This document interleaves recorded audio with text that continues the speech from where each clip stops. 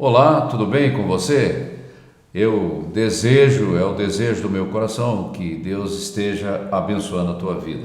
Nós estamos aqui no grupo de amigos online, desenvolvendo o nosso estudo, vocacionados para servir em nome de Cristo, e hoje nós vamos ver o estudo número 11, a influência de um servo. Nós vimos a semana anterior e a semana passada o retrato de um servo que está ali no Sermão do Monte do Senhor Jesus Cristo, conforme está lá em Mateus capítulo 5, na verdade envolve o 5, o 6 e o 7, mas na verdade é o capítulo 5 do versículo 1 ao versículo 12, quando Jesus faz o retrato de um servo, e nós sabemos que esse retrato personifica o próprio Senhor Jesus Cristo. Mas hoje nós vamos ver algo que vem logo em seguida: um servo para influenciar. Essa é a nossa missão, vocacionados para isso, chamados para isso, para influenciar o mundo no qual, onde nós estamos. Deus nos colocou nesta geração, neste tempo, neste lugar, com uma missão, com um propósito. E a nossa influência não é uma técnica religiosa. O ponto, a pegada é essa: a nossa influência é um estilo de vida, um servo por inteiro, compromissado em todo o tempo, full time, servindo a Cristo, influenciando pessoas. Não é o mundo que nos influencia, somos nós que influenciamos as pessoas que estão no mundo, porque elas estão na escuridão, e quem é a luz somos nós, ok? Então é nesse sentido, guarda bem essa pegada, porque esse é o sentido maior daquilo que nós vamos tratar hoje aqui. Vou ler um versículo, está em Mateus 24, do versículo 44 ao versículo 47. Por isso estejam também vocês preparados, porque o Filho do Homem virá à hora em que vocês menos esperam, surpresa, repentino. Quem é, pois, o servo fiel e prudente, a quem o Senhor deixou encarregado tarefa, serviço, missão dos demais servos, para lhes dar o sustento a seu tempo? Sustento fala de alimento espiritual. Bem-aventurado aquele servo a quem seu Senhor, quando vier de forma repentina e inesperada, achar fazendo assim, ou seja, cumprindo a missão que lhe foi delegada.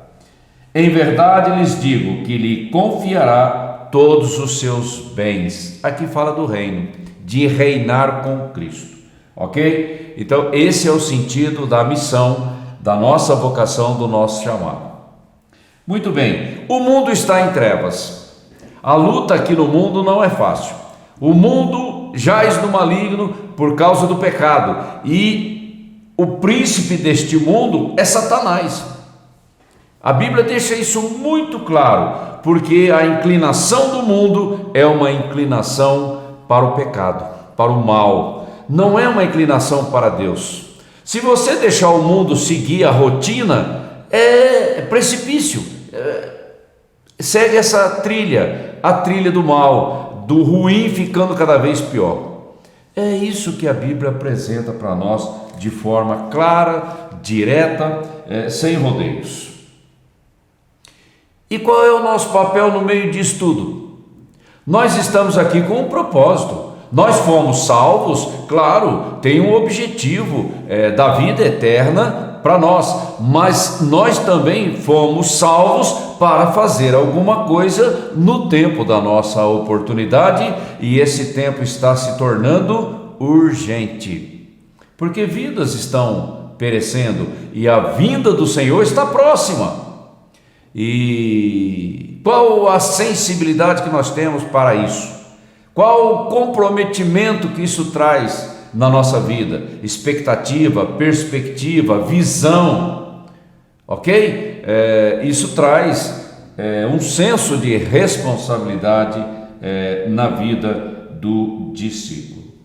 Agora, Um servo, para influenciar, ele precisa de uma natureza, identidade de filho, identidade de discípulo de Cristo. Identidade fala de uma natureza que está dentro de mim, não é uma técnica religiosa, não é uma placa, não é uma estrutura, não é uma teologia que a gente sai por aí anunciando e divulgando e fazendo todo tipo de apologia. Não, a nossa influência vem da presença manifesta de Cristo na minha vida, é o meu testemunho como estilo de vida. O DNA de Deus está em Cristo e o DNA de Cristo está em mim.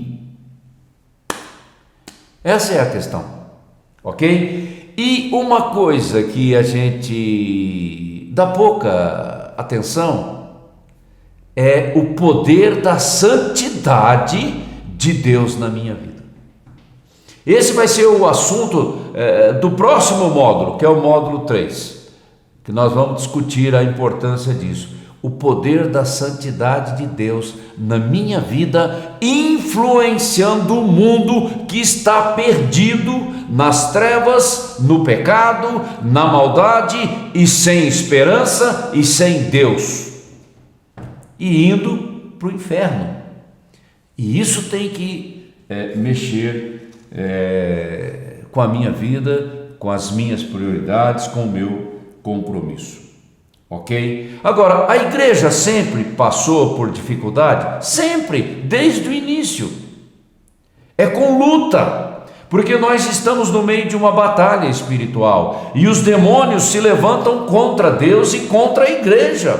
Mas Jesus disse: as portas do inferno não vão prevalecer contra a minha igreja.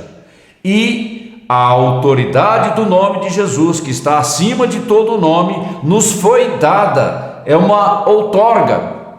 Nós fomos comissionados para usar o nome de Jesus. Isso fala de autoridade da igreja aqui, neste tempo em que nós estamos. Muito bem. Eu não tenho que me conformar com o mundo. Sabe, é o mundo me influenciando, é o mundo me pautando a minha vida, é o mundo ditando as regras, os princípios e a maneira de ser. Não, eu fui colocado no mundo para fazer o contrário, para fazer diferença no meio dessa escuridão na qual nós estamos. E eu tenho que estar consciente disso, e intencionalmente eu tenho que buscar a santidade de Deus na minha vida para influenciar o mundo, porque a nossa influência é espiritual, não é uma organização. A organização também existe, mas isso não é a causa primária. A causa primária é a presença de Deus na minha vida pela habitação do Espírito Santo. Então, a perseguição aos profetas, elas sempre existiram. A perseguição para a igreja não é novidade, faz parte da sua história.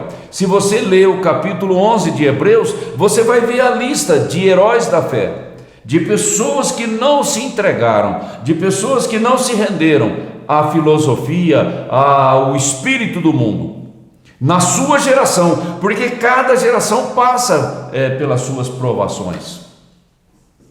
E nós temos que seguir a mesma trilha, a mesma pegada de um testemunho forte, de um testemunho firme na presença de Deus.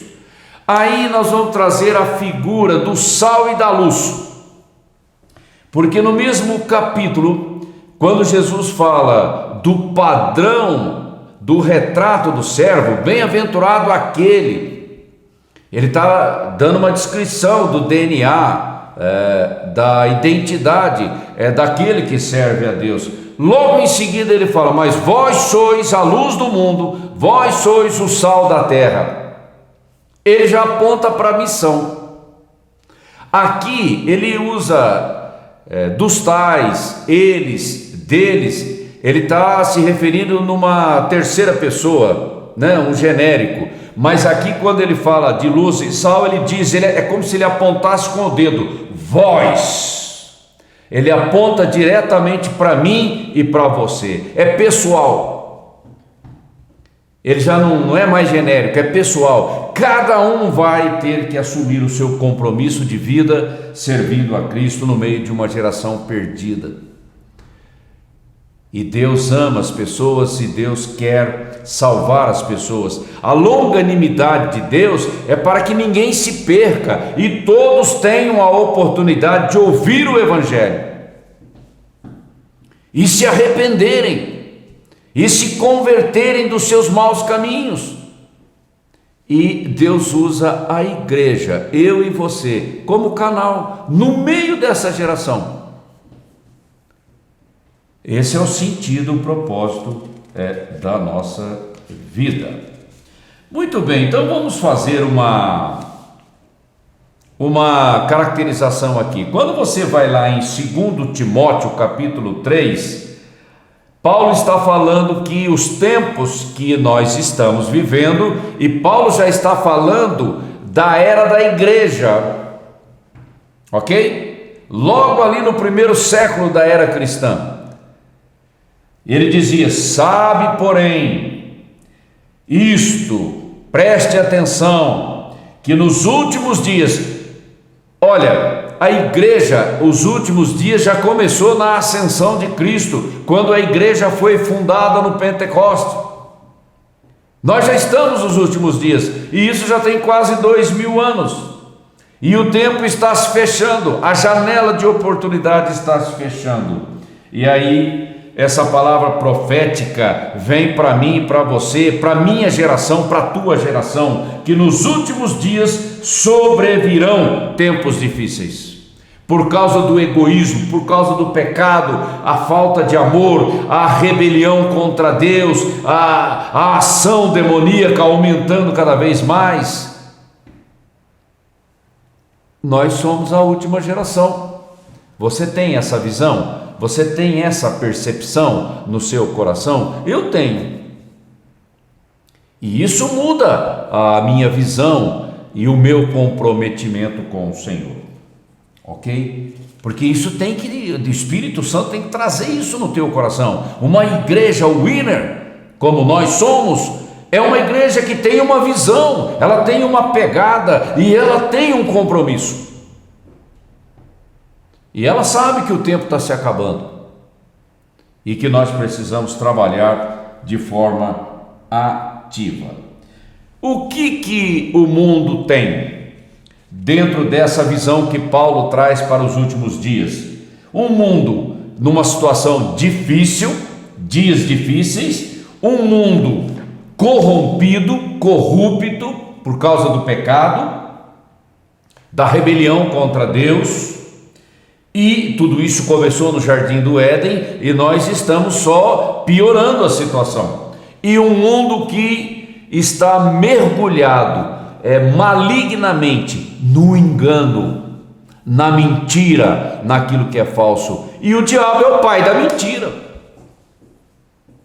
E ele controla o mundo com as suas narrativas, com a sua maneira de interpretar as coisas, de distorcer a palavra de Deus, de trazer outra narrativa e de trazer cegueira e dureza de coração na vida das pessoas. Olha que situação que nós estamos. Essa é a realidade, esse é o contexto da igreja. Mas aí o Senhor olha para mim, olha para você, mas você é o sal da terra, você é a luz do mundo. Assim como eu fui, você também. E aí agora eu tenho que entender o que significa isso, porque esse é o meu chamado, essa é a minha vocação, essa é a minha missão no tempo da minha oportunidade, que é no tempo da minha vida. Não adianta ficar escondido, não adianta ficar amedrontado, não adianta se esconder para não ter problema com as pessoas, com o mundo e com todo tipo de ameaça. Não, pelo contrário, a luz tem que brilhar e o sol tem que agir. Isso vai trazer confronto, porque nós vamos confrontar as trevas. Isso não é nada cômodo, mas essa é a nossa missão. Daí a importância da santidade de Deus, de uma vida comprometida no altar do Senhor, sacrifício vivo no altar de Deus, para fazer a tua vontade, o que tu queres, Senhor, o que tu queres da minha vida, seja feita conforme a tua vontade, para que o teu nome seja exaltado. E isso vai confrontar o mundo. As pessoas vão se irritar conosco, porque a santidade incomoda, mas é exatamente incomodando as pessoas é que aparece a oportunidade do Espírito Santo quebrar a cegueira espiritual na vida das pessoas. Porque se a minha luz é uma luz de engano, é uma luz fraca, praticamente não vai mexer em nada. E como é que vai vir o arrependimento e a mudança e a transformação? Ela só vem pelo confronto. Porque a forma do mundo nunca mudou a vida de ninguém. Pelo contrário, você vai de mal a pior, cada vez mais longe de Deus, cada vez mais se parecendo com o pai da mentira, que é o diabo. Não! Então o confronto é uma realidade espiritual para mexer nas estruturas, para abalar as estruturas, e quem sabe a luz penetra lá dentro, e o Espírito Santo faça a obra, que é convencer do pecado, da justiça e do juízo. Mas se tudo estiver no escuro, como é que o Espírito Santo vai trabalhar? A luz tem que brilhar, e a luz sou eu. E isso tem um preço, e eu tenho que ter consciência disso. Ok? Então, só que essa natureza que confronta o mundo, que influencia o mundo, é a natureza de Cristo na minha vida. É o senhorio de Cristo na minha vida. É a liderança, o governo, a direção de Cristo, eu sendo guiado pelo Espírito Santo nessa geração. Não tem nada a ver com a forma do mundo, tem a ver com o padrão celestial. Bem-aventurado aquele, que é barro na minha mão e eu posso trabalhar com liberdade. Esse é bem-aventurado, e ele vai confrontar as trevas, e os demônios vão se levantar contra, mas eles não prevalecerão contra a minha igreja. É a palavra de Cristo para mim e para você, e isso traz certeza da vitória e descanso ao nosso coração. Agora, a luz traz esperança para o mundo. Se você está perdido no meio das trevas, para onde que eu vou olhar? Qual o rumo? Qual a direção? Para onde eu olhar eu só vejo escuridão. Então para onde seguir? Então a luz é como o farol, ela brilha e aponta a direção. O sal é aquele que preserva. O dia que Jesus Cristo tirar a igreja da terra, esse mundo vai apodrecer de vez.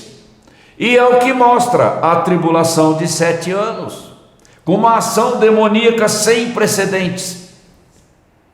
Porque aquele que resiste, que é o Espírito de Deus, através do ministério da igreja, a dispensação da graça, que tem autoridade no nome de Cristo, foi retirado da terra. Bom, aí o diabo falou assim: agora é comigo. Não é que o Espírito Santo saiu da terra, é o ministério do Espírito Santo através da igreja que se encerrou, é a plenitude dos gentios. Até que haja entrado a plenitude dos gentios. Deus tem tempos determinados através da sua soberania. Então, enquanto eu estou vivo, e graças a Deus por estar vivo, eu tenho que estar ativo na igreja onde eu estou. É simplesmente uma questão de oportunidade. E essa é a minha oportunidade. E eu não posso ficar sentado num banco de igreja. Eu não posso me acomodar com uma religião. Não, eu tenho que me envolver, eu tenho que me comprometer com as coisas de Cristo e fazer a diferença no meio de uma geração perversa. Agora, quem que tem que cuidar do valor do sal? Sou eu, através da minha santidade, do meu compromisso, da vida de Cristo queimando, jorrando através de mim. Aí o sal tem poder para influenciar. E o sal, ele preserva, porque senão apodrece. Agora a luz, ela brilha, ela mostra direção, ela traz esperança para aquele que está perdido. E a luz não é a nossa luz da placa religiosa, é a luz de Cristo, da vida de Cristo brilhando através de mim. Isso influencia o mundo. Não é a religião, não é a religiosidade. É uma pessoa, Jesus Cristo de Nazaré, habitando dentro de mim pelo Espírito Santo. Eu tenho que crer nisso. Isso é espiritual, isso é sobrenatural, não é na minha força, não é pela minha inteligência, pela minha estratégia, mas é pela unção do Espírito Santo que repousa sobre a minha vida. Milagre só vem assim, porque senão passa a ser coisa de engano, coisa de manipulação. Ok. E uma luz tem que brilhar, não é mesmo? Tem que colocar lá em cima no telhado para iluminar todos os cômodos da casa, para que todos recebam a influência da luz. E o sal, como é que você coloca o sal na comida? É espalhado, não é? Ele não é jogado um monte em cima de um alimento, ele é espalhado. A igreja tem que se espalhar na face da terra para cumprir a grande comissão, começando pela minha Jerusalém e se estendendo por onde Deus me levar. Não é para ficar trancado dentro de quatro paredes, é para sair. Você influenciando vizinhos, você influenciando pessoas na rua, no trabalho, aonde você for, a luz tem que brilhar e você tem que trazer direção e esperança na vida das pessoas, porque senão você passa a ser mais um que está perdido no meio de outros que estão perdidos. Deus não nos chamou para isso. E uma luz não pode ficar escondida para evitar confronto, para evitar incomodar e criar problema. Não, a luz é para brilhar, é para confrontar, porque através do confronto vem o divisor de águas na vida da pessoa. Quem sabe, através da nossa intercessão, Deus possa trabalhar naquela vida. E se ela morrer e for para o inferno, e eu não fiz nada, aí vai pesar para mim, não é? E eu tenho que aproveitar todas as oportunidades. Concluindo o nosso estudo aqui, 3 coisas que eu quero realçar aqui.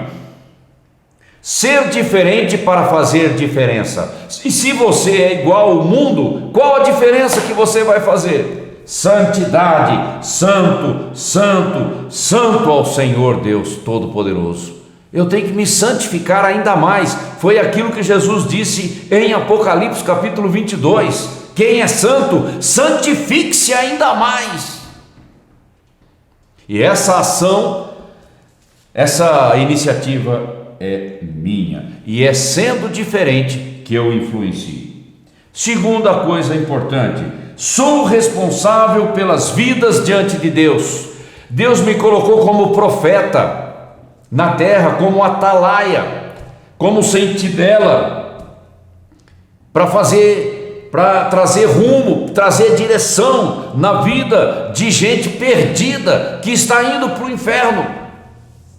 Eu tenho que ter consciência disso, isso tem que me incomodar, e isso tem que me levar para uma vida de compromisso. De que adianta eu ficar agradando os meus familiares para ter uma boa relação com eles, aquela diplomacia, se eu não testemunho de Cristo na vida deles e eles estão indo para o inferno? O que adianta? Eu fui amigo de todos eles, mas nunca falei de Jesus para ninguém. Olha, é melhor você falar e ser expulso da casa do que você ficar calado. Essa é a diferença que nós temos que fazer nesse tempo, e esse tempo está se acabando rapidamente. E, por último, eu exerço influência sem chamar a atenção para mim. A minha luz que brilha e incomoda as trevas é a luz de Cristo, não é minha. Eu sou apenas um canal, porque senão eu vou querer pautar Deus. Vai ter que ser do meu jeito, do jeito que eu quero, na maneira que eu quero. Não, é como o Espírito se move. Eu sou apenas um instrumento, e é Deus quem realiza a obra. Eu não posso chamar a atenção para mim, porque senão eu vou querer roubar a glória de Deus, e isso não vai acontecer.